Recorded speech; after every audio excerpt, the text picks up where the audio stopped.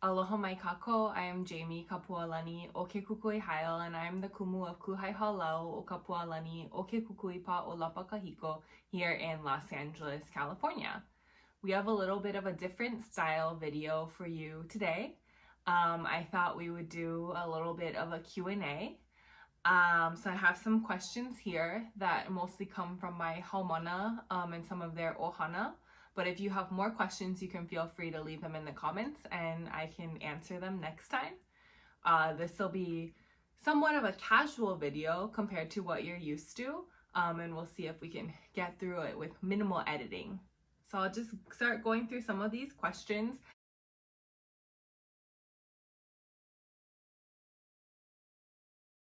So you may or may not know, I started dancing hula in 2002.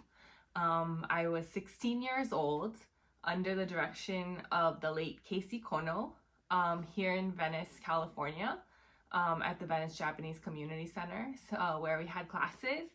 And I think what drew me to hula in the first place was the beautiful costuming and all the leis the girls got to wear, and seeing other girls perform. That was really intriguing to me, and it was a little bit of FOMO at that time too, seeing some of my friends be in the hālau, seeing Casey in the community and seeing what a wonderful and warm person he was.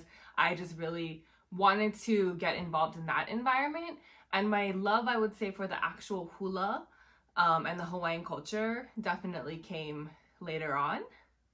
But that's how I got my start. Also around the same time, I was starting to dance in Polynesian Club at my high school. So I also was involved that way. And then my hula journey just continued from there.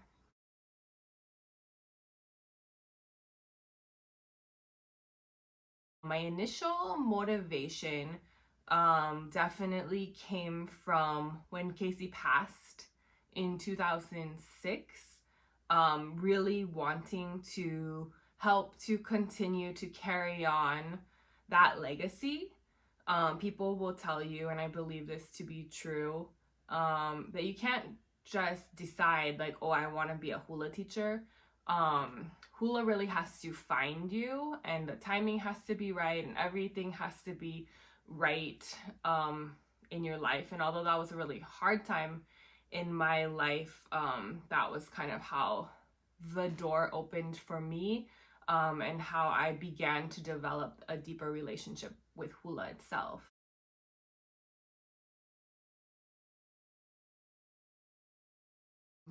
You have to understand, I guess, first that the word kumu means teacher. So any hula teacher could be called a kumu, but many kumu go through an uniki process or a formal graduation. And within each different style or kind of lineage of hula, there are different processes for uniki.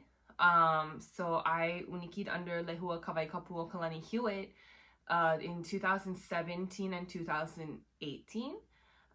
So during that time period, I was traveling to his home in Ola'a, Hawaii, like 4 times a year, and we would spend about a week there each time.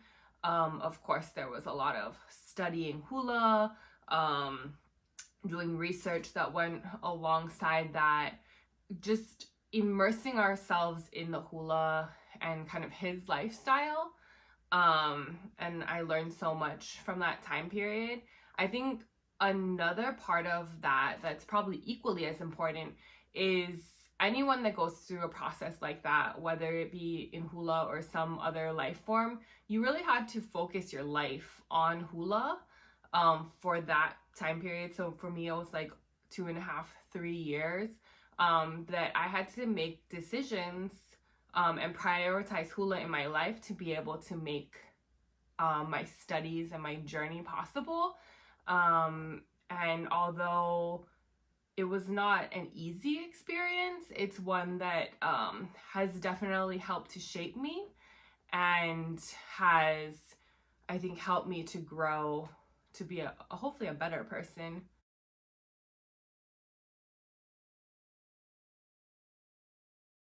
So a little bit of background, I guess, on the other part of my life, if you don't know, I went to college for liberal studies and I wanted to be an elementary school teacher. And I did a lot of volunteer work and coursework in elementary schools.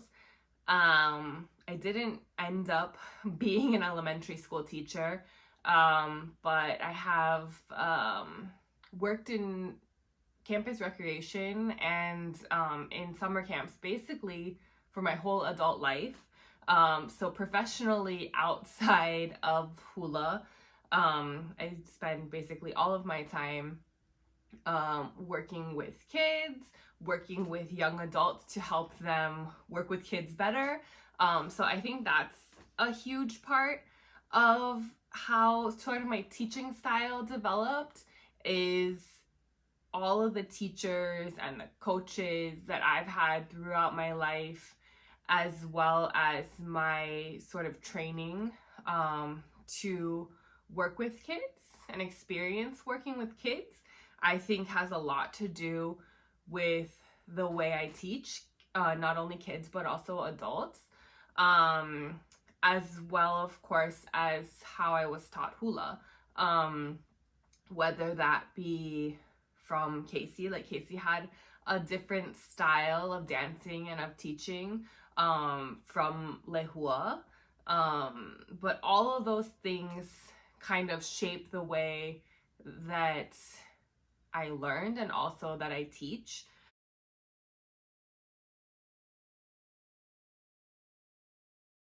So the Hawaiian name that I was given by Lehua, Kawaikapuokalani Hewett, is Kapualaniokekukui. And Kapualaniokekukui is talking about a flower, a heavenly flower, of light, of enlightenment. So the kukui is not only the kukui nut that you may be familiar with, the kukui flower is a part of my name, but the kukui, the word kukui itself, is talking about light. And that's a name that I'm so honored to have received from Lehua, and that I hope to be able to, I guess, live up to. And then the hālau name that we carry is Kuhai hālau o Kapualaniokekukui pa o lapa kahiko. And I feel like, especially on the mainland, people's initial response is, oh my god, that's so long. But it's really important to understand that that name that we carry comes from the name that Auntie Emma DeFries, who is the one to Uniki Lehua, gave to him. So he is Kuhai hālau o Kawaikapuokalani pa o lapa kahiko. So we carry that format. And Kuhai hālau is talking about a hula school that stands and follows in the traditional style. So that's an important part about what we do, and also about the hula tradition that we come from. So it's Kuhai hālau o Kapualaniokekukui pa o lapa kahiko.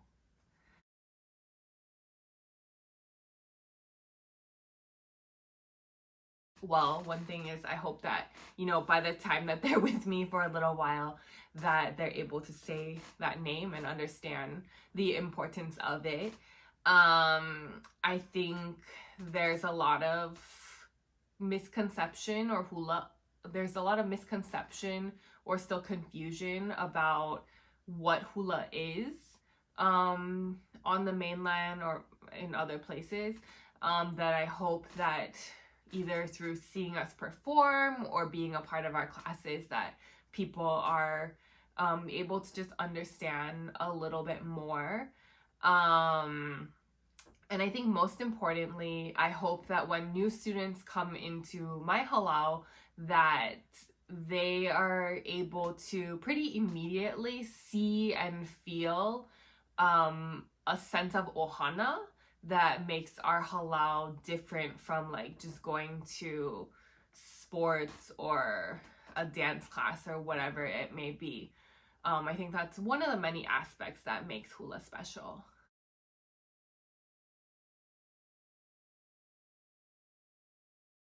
kind of going back to what we were just talking about, I think I really love the uniqueness of what hula offers, and to me, that's really about connection, whether it be connecting people to one another, connecting us to our natural environment, connecting us to a hula lineage, connecting us to such a beautiful and rich culture, are among the many reasons that I love hula. And I guess just selfishly, the people that have come into my life because of hula and because of the hula tradition that we're a part of, are such wonderful people, and I feel like my life would be so different without them.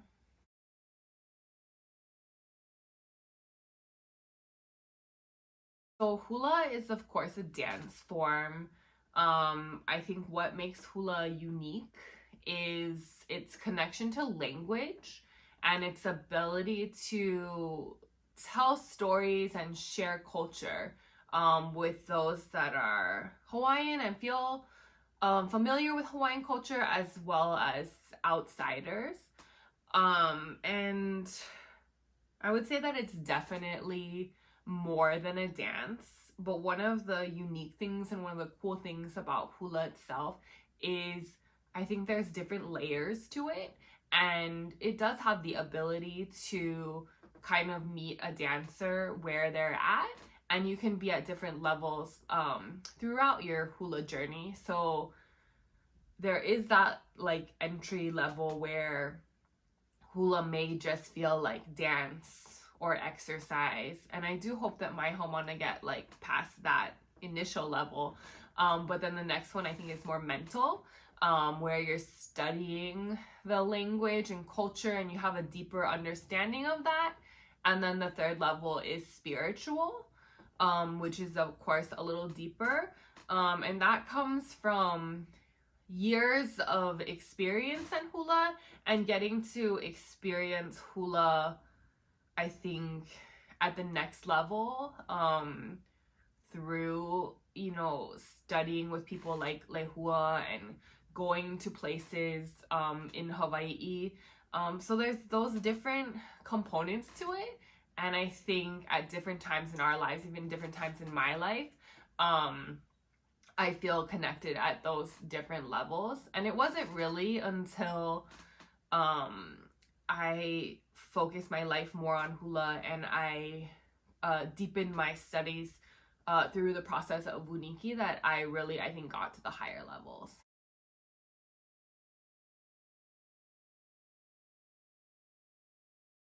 So one of the jobs of the kumu is to give the student what they need or what you think they may need to help them to grow. I always want to push my students just, a little bit more with whatever we're doing. And there's different times that different things or different mele are right for different students.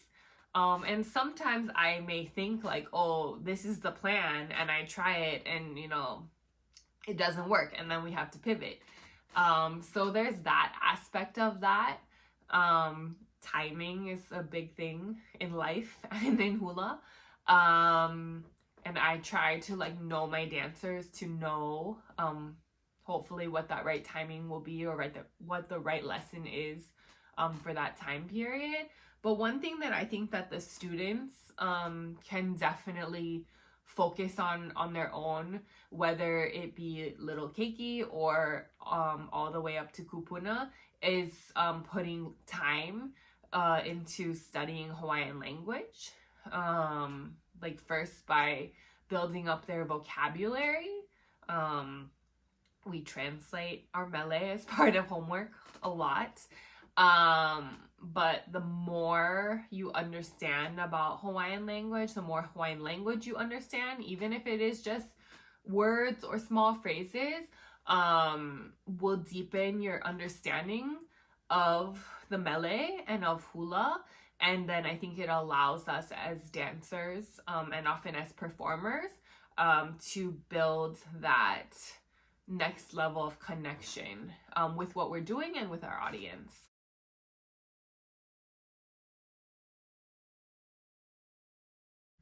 Because again, in different times or for different reasons, I think I have different answers, and I could probably tell you like 25 of my favorite songs.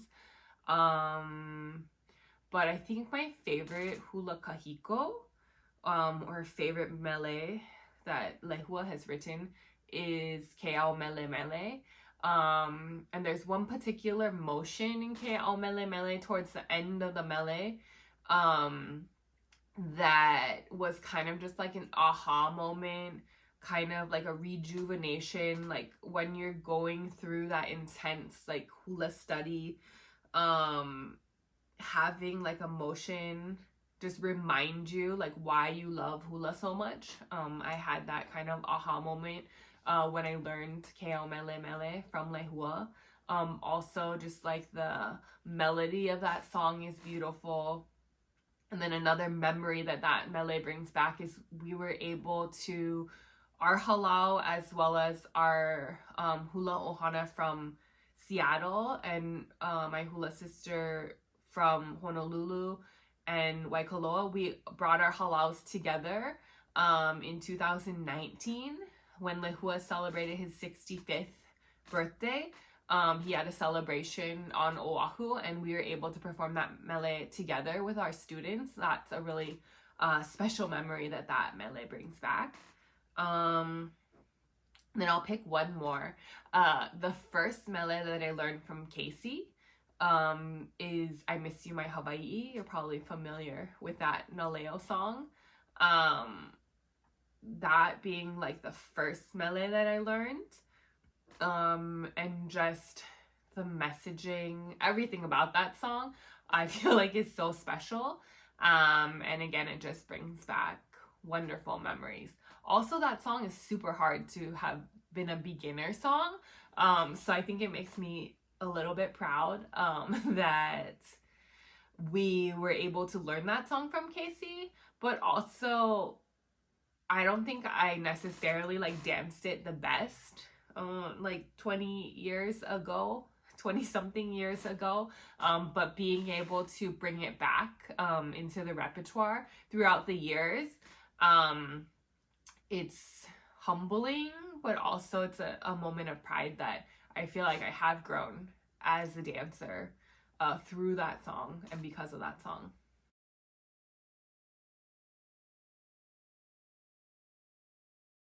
In 2021, so kind of like smack in the middle of the pandemic, I was looking for kind of a creative outlet for myself and something that I could put together at home, but still, of course, connect to other people is a big theme in my life. And I kind of bounced off like, well, what about a online hula festival where we have videos from other hālaus that could celebrate May Day, because I think it was like early spring that we started talking about that in 2021. And he said, well, what about Kawaikapuokalani Hewett Day, which is May 18th. Many of you know that's my birthday as well, so I have a deep love for Kawaikapuokalani Hewett Day. So I was like, okay, we can do that. And I kind of just ran with that idea. And I think it was tough to put something together online and like not really having a ton of experience putting together an in-person festival or, you know, putting together like an online like streaming thing of that magnitude. But it was a wonderful learning experience for me. I think it helped me deepen my like relationship with some of the other kumu that I got to work with. So that happened in 2021. And then we did it again online, but I think hopefully a little bit bigger and better in 2022. Originally I had hoped that we would be able to do something in person this year, but I think a lot of our lives went from 0 to 100 coming out of this pandemic that we're still coming out of. So that was a little bit tough to put together. But hopefully next year, maybe we can all get together in person and do something for Kawaikapuokalani Hewett. But anyway, while I'm on the subject, I might as well tell you, coming up this May, we will be celebrating Kawaikapuokalani Hewett Hula Festival. It'll be our 3rd annual. It'll be taking place online once more, but it'll be a little bit of a different format from the past 2 years. We will be releasing one video each day from May 1st until I believe May 20th, depending on exactly how many videos come in from our sister hālaus. So each day in May, a different video will be posted on this YouTube channel, and hopefully everyone enjoys those. And then on, I don't have the date set yet, but Lehua will also be doing a Zoom hula workshop for us in May in celebration of Kawaikapuokalani Hewett Hula Festival. So it's a little bit different, but hopefully it's still a way that we get to connect with our hula ohana. We will have hālaus from across California, from Washington again, and from Hawaii, and hopefully a way that we all get to enjoy those wonderful videos, and then also get to learn from Lehua online. So if you have any questions about the festival, or hopefully you've thought up some questions that you may have for our next Q&A, I encourage you to leave those in the comment section. Until we meet again, please stay safe and stay healthy. Aloha, ahui ho.